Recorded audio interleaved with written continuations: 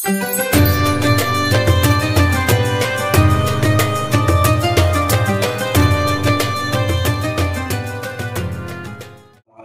warahmatullahi wabarakatuh.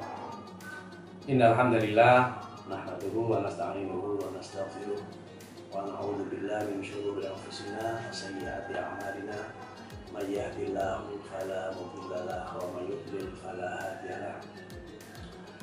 Para pemirsa yang dirahmati Allah, syukur alhamdulillah pada pagi hari ini hingga pada saat ini kita masih diberi kesempatan oleh Allah untuk bertemu, dan juga kita masih diberi kenikmatan, khususnya kenikmatan berupa iman dan Islam, dan juga nikmat berupa sehat, sehingga kita masih bisa melaksanakan kegiatan kita dalam keadaan sehat, tidak kurang suatu apa, dan juga masih bisa melaksanakan ibadah puasa Ramadan tahun ini. Salawat serta salam semoga tetap tercurah pada junjungan kita Nabi Muhammad SAW yang kita harapkan syafaatnya. Mudah-mudahan kita semua termasuk umat beliau yang mendapatkan syafaatnya. Para pemirsa yang dirahmati Allah, pada kesempatan kali ini saya akan menyampaikan sebuah hadis Nabi yang diriwayatkan oleh Abu Hurairah.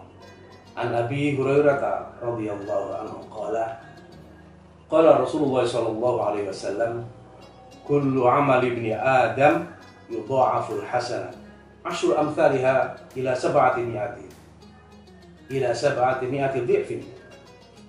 Qala Allah azza wa jalla, illa as-shaum fa innahu li wa ana ajzi bihi yada' syahwatahu wa ta'amahu min ajli.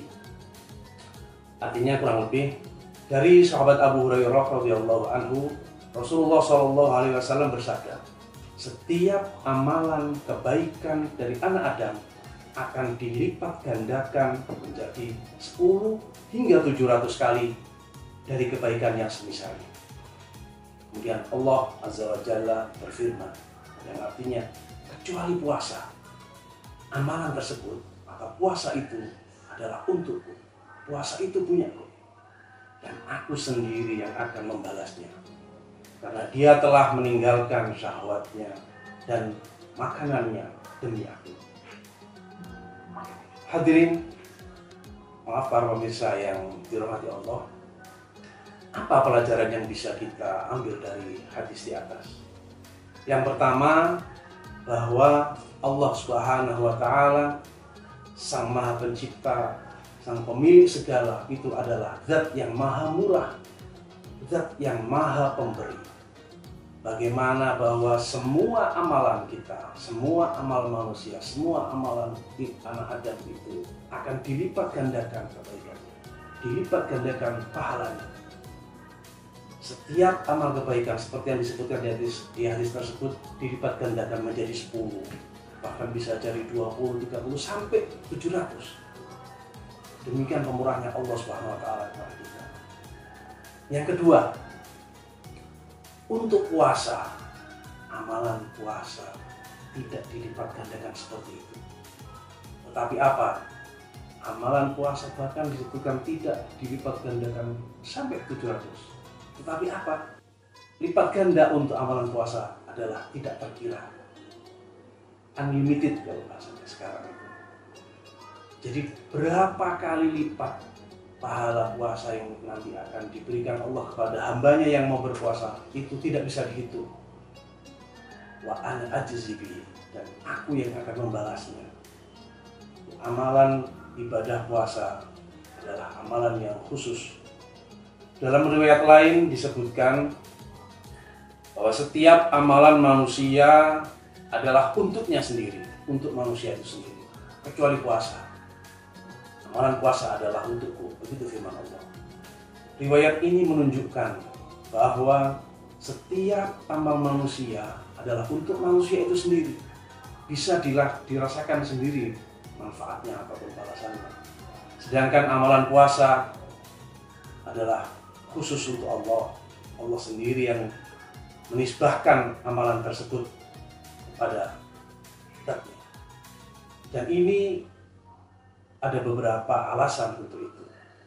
Pertama, karena di dalam puasa seseorang meninggalkan yang halal, meninggalkan kesenangan, meninggalkan syahwat, dan ini ada titik-titik tertentu yang tidak didapati pada amalan ibadah yang lain.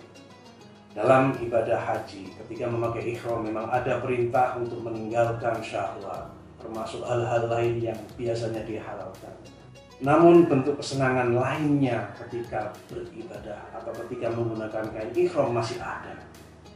Dalam sholat kita memang dituntut untuk meninggalkan makan dan minum, tapi itu hanya terjadi ketika sholat saja. Bahkan ketika hendak sholat, jika sudah tersedia makanan dan kita merasa daripada nanti sholat kita terganggu teringat makan, maka diutamakan makan dulu, biar dipenuhi dulu kebutuhan biologisnya, kebutuhan tubuhnya.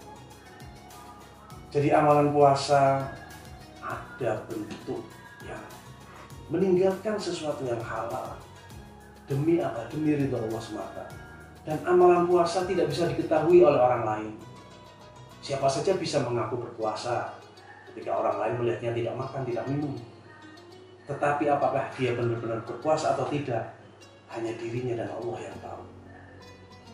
Selain itu, jangankan filosofinya adalah jangankan yang haram, yang halal saja ditinggal. Makan, minum, termasuk kebutuhan syahwatnya dengan pasangannya yang sah, itu kan perbuatan yang halal, itu ditinggal, apalagi yang haram. Nah, karena hal itulah, maka pahala puasa dilipat gandakan unlimited oleh Allah.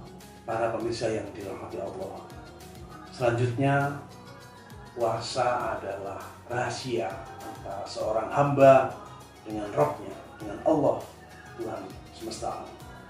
Tidak ada orang lain yang mengetahuinya.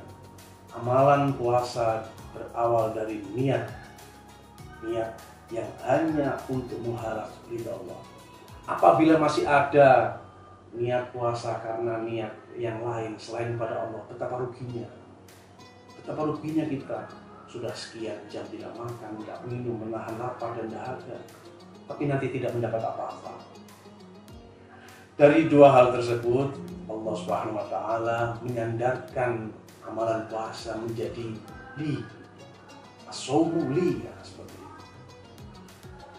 Ibnu Rajab Al-Hambali, semoga Allah merahmati beliau, mengatakan hal itu karena orang yang menjalani puasa berarti dia sudah menjalani kesabaran. Sabar dalam 3 dimensinya. Sabar melaksanakan ketaatan kepada Allah, sabar meninggalkan sesuatu yang diharamkan, dan juga sabar dalam menghadapi takdir yang terasa menyakitkan. Ketiga macam bentuk kesabaran ini semuanya terdapat pada amalan puasa. Dalam puasa tentu saja di dalamnya ada bentuk melakukan ketaatan, melaksanakan perintah Allah. Di dalamnya juga ada menjauhi hal-hal yang jangankan yang diharamkan, yang dihalalkan saja dijauhi atau ditinggalkan. Begitu juga dalam puasa seseorang berusaha bersabar dari hal-hal yang menyakitkan. Perut terasa perih, tenggorokan terasa kering, semuanya ditinggalkan. Rasa lapar, rasa dahaga ditinggalkan. Hanya mengharap ridho Allah semata. Itulah mengapa amalan puasa bisa meraih pahala unlimited yang tak terhingga. Para pemirsa yang dirahmati Allah, mudah-mudahan dari sedikit yang saya sampaikan ini kita bisa mengambil hikmah dan kita bisa kembali menata niat kita untuk niat melaksanakan ibadah semata-mata, melaksanakan puasa dan semua amal-amal ibadah yang lain hanya mengharap ridho Allah semata. Demikian, mudah-mudahan ada guna dan manfaatnya.